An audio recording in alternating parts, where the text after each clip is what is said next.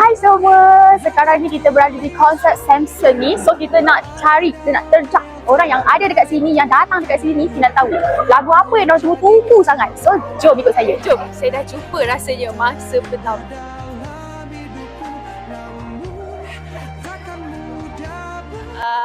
Hai. Kalau saya nak tanya soalan boleh? Boleh. Boleh? Okay. Datang konsert Samson ni nak dengar lagu apa? Saya nak dengar lagu. Ya, saya tak tahu laju, tapi saya tahu lagu. Boleh. Saya pun sama. Saya macam tu, tak tahu tajuk, tahu lagu je. Macam mana Sama lagu lah. dia? Tak apa ke saya nyanyi? Boleh. Suara saya buruk. Mana tahu boleh jadi artis lepas ni? Agak-agak famous lepas ni. Saya boleh mula. Boleh. Awak cakap action. Action. Bila yang tertulis untukku adalah yang terbaik. Sedapnya. Rasa boleh naik atas stage lagi. Memang saya pun. Oh ya.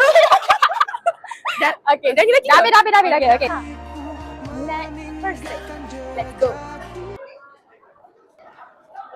Hai. Okay, cantiknya. Nak pergi mana ni cantik-cantik? Konsert. Samson. Okay, daripada mana? Daripada Puchong. Puchong. Oh, jauh datang. Datang konsert Samson ni nak dengar lagu apa? Kenangan terindah. Lagu tu viral. Kenangan terindah Ya. paling best. Kan? Okay, boleh tak nyanyi sikit je? Okay. 1, 2, 3. Bila yang tertulis untukmu adalah yang terbaik untukku, dan ku jadikan kau kenangan yang terindah dalam hidupku. Okay. dah. Okay. Saya dah jumpa next orang yang kita nak terjak. Jom. Hai. Okay. Okay, nama siapa?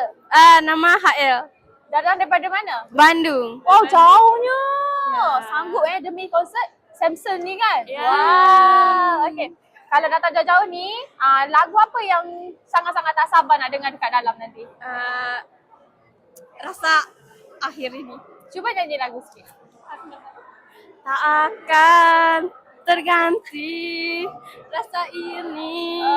Okay. Bila